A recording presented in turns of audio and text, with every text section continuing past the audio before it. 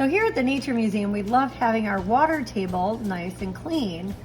The problem is that some of the detritus created by our snails and our other macroinvertebrates kind of goes through our nets. So I've created a siphon by filling this hose with water, and then I simply put my thumb over the end of it and put half of it into the bucket and then the other half into the table.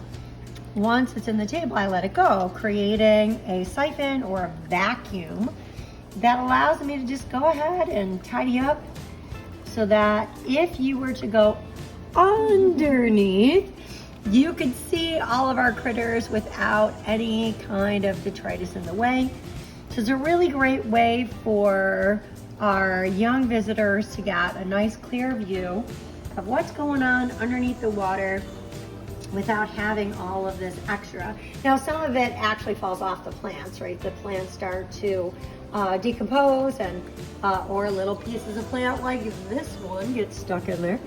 And you just kind of go around. It's great to have a small end so that you don't get our little snails and things. But worst case scenario, they just go in the bucket and then you take them out. So this is how we clean our water tables here at the Nature Museum. I hope that you enjoyed seeing it get nice and clean. There's a snail right there, as a matter of fact. We'll just take them off. Yep. So Elena's about to clean another tank with the siphon method. We've got one end in the bucket. Elena lets go with one thumb, and our vacuum has begun. Now this one's a little bit trickier because of the setup and the plants. So you can see that Elena is removing larger pieces of plant.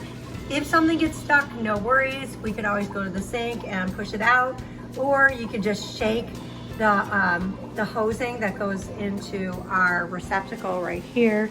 We just happen to be using an old recycling container because we know that it's gonna fit everything that that we're going to suck up, right? Once we do that, once we get all this, we will replace water that is in the tank that has been removed. So you can see how much nicer that tank is looking already. And we're not worried about getting anything that's tiny that's living in there because we're using a very small hose. And there you go. This is one way, one method of cleaning up some of our tanks to make them look nice for visitors.